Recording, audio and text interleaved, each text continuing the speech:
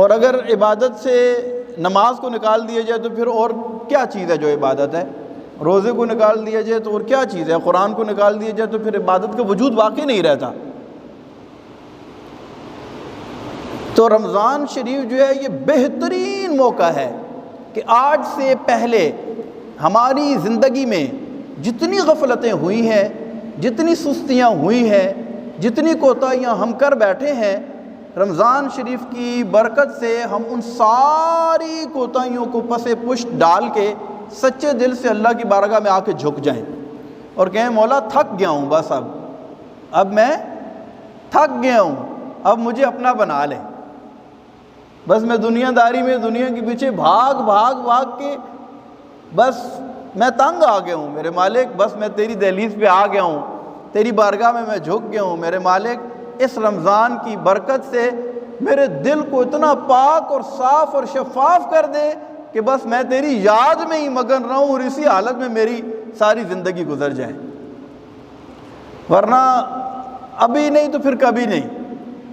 جو لوگ انتظار کرتے نہیں ہیں رمضان آئے گا نماز شروع کریں گے، تو اب رمضان آ بھی گیا، اب انہوں نے کتنی نماز شروع کی ہیں، اب یہ زندگی میں پھر اللہ تبارک و تعالیٰ نے ہمیں موقع عطا فرمایا کہ ہمیں اللہ تبارک و تعالیٰ نے یہ رمضان جیسی دولت اور نعمت عطا فرمائی۔ اللہ تبارک و تعالیٰ ہمیں استقامت عطا فرمائے۔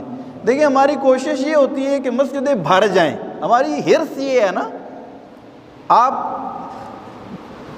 لوگ اتنے آئیں گے کہ باہر تک بھر جائے کہ روڈ پہ بھی لوگوں کی صفیں بنی ہوں گی، اوپر نیچے لوگ ہر نماز میں آ جائیں گے، تو میری تنخواہ میں کوئی اضافہ تو نہیں ہوگا کہ میری تنخواہ بڑھ جائے گی کہ کہیں گے مولانا صاحب آپ نے لوگوں کی نمازوں میں نمازیوں کی تعداد میں اضافہ کیا ہے تو ہم آپ کی تنخواہ بڑھا دیتے ہیں، یا آپ لوگ سمٹ کر دیکھ صف میں آ جائیں گے تو میری تنخواہ کم نہیں ہوگی۔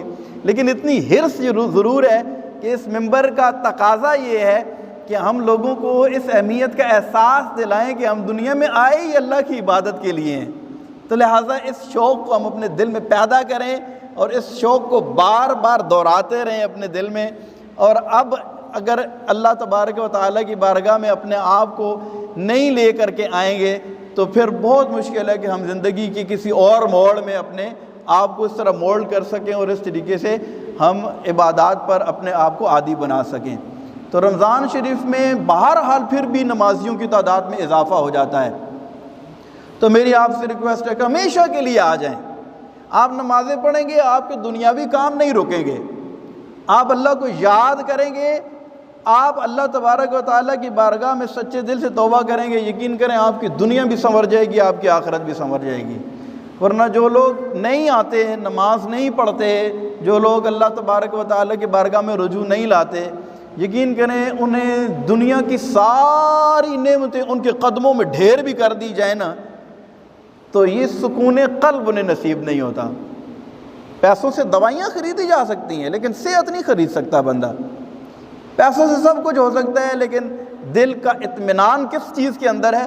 یہ اللہ نے قرآن میں واضح فرما دیا ہے، الا بذکر اللہ تطمئن القلوب، سن لو کہ اللہ کی یاد ہی میں دلوں کا چین ہے۔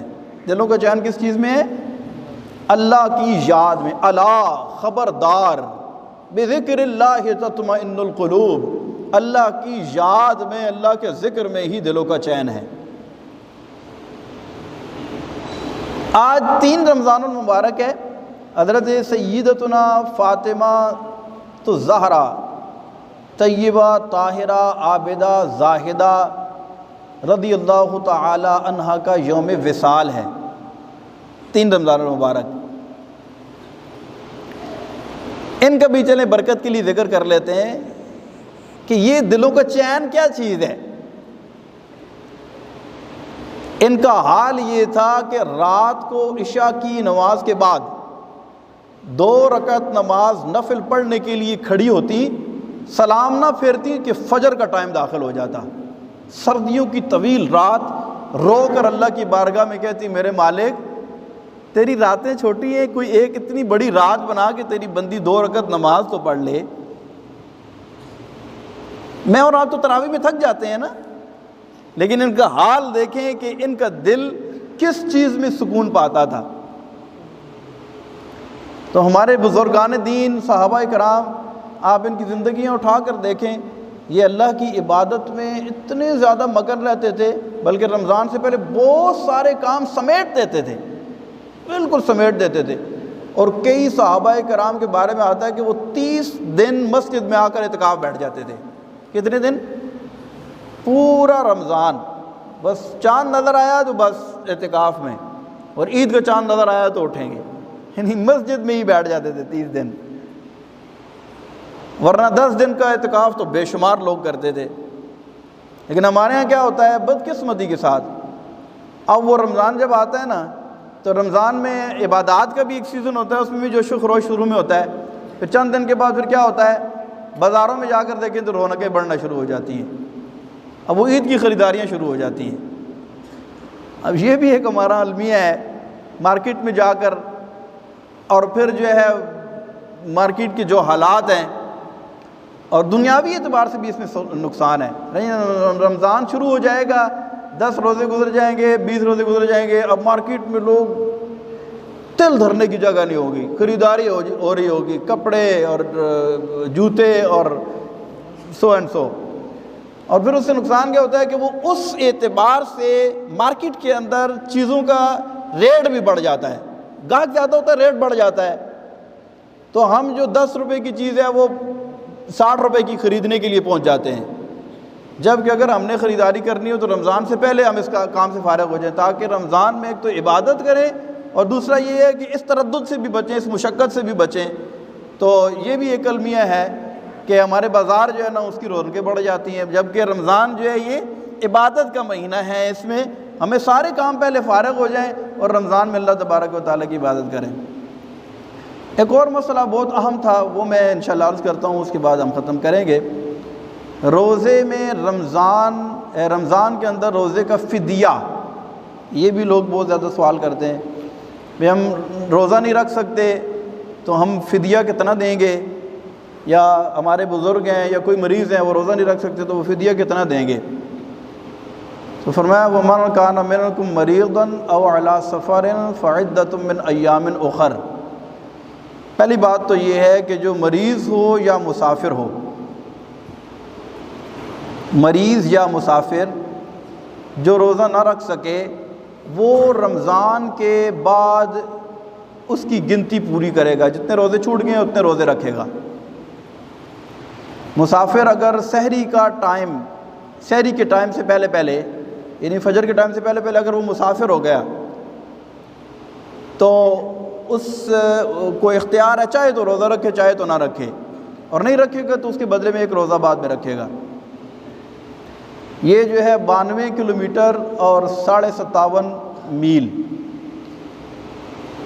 92 کلومیٹرز یہ اتنا بنتا ہے۔ اگر وہ اپنے شہر اور مضافات سے نکل گیا سحری کا ٹائم ختم ہونے سے پہلے تو اب اس کو اختیار ہے، چاہے تو روزہ رکھے چاہے تو روزہ نہ رکھے، رکھ لے تو بہتر ہے، نہ رکھے تو اس کے بدلے میں بعد میں ایک روزہ قضا کر لے۔ یہ تو مسافر کی بات ہو گئی۔ اور وہ مریض کہ جو روزہ ابھی نہیں رکھ سکتا تو رمضان کے بعد اس کی قضا کرے گا، اس کا فدیہ نہیں دیا جائے گا۔ فدیہ کس کا دیا جاتا ہے؟ فدیہ اس مریض کا دیا جاتا ہے جسے ہم اپنی ٹرم کے اندر شیخ فانی کہتے ہیں۔ کیا کہتے ہیں؟ شیخ، ایسا مریض جس کا ٹھیک ہو کر روزہ رکھنا ممکن نہ ہو، جس کے ٹھیک ہو کر روزہ رکھنے کی امید باقی نہ ہو، اسے کہتے ہیں شیخ فانی۔ اس کے ایک روزے کے بدلے میں ایک صدقہ فطر کی مقدار فدیہ دیا جاتا ہے۔ صدقہ فطر کی مقدار کتنی ہے؟ گندم کے اعتبار سے 150 روپیہ، باقی اس میں تفصیل ہے انشاءاللہ پھر عرض کروں گا۔ تو یہ فدیہ کہلاتا ہے، لیکن یہ اس کا دیا جاتا ہے کہ جس کا ٹھیک ہو کر روزہ رکھنے کی امید نہ ہو۔ اب ایک ایسا مریض ہے جس کی ٹھیک ہو کر روزہ رکھنے کی امید نہیں ہے، آپ نے اس کا فدیہ دے دیا، فدیہ دینے کے بعد پھر وہ ٹھیک ہو گیا اور اب روزہ رکھنے کے قابل ہو گیا تو وہ فدیہ نفل ہو گیا، اب اس کو روزہ رکھنا پڑے گا اس روزے کے بدلے میں۔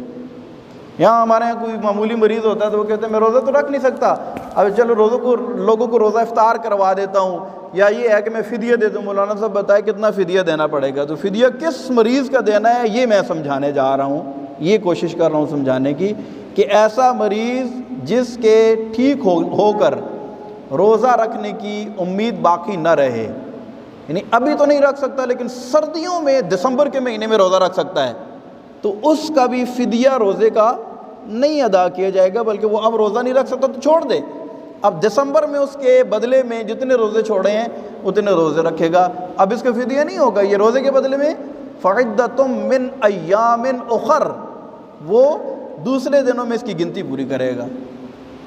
تو اللہ تبارک و تعالی ہمیں دین کو سمجھنے کی توفیق عطا فرمائے، رمضان کی برکتیں نصیب فرمائے، آمین بجاہ النبی الامین۔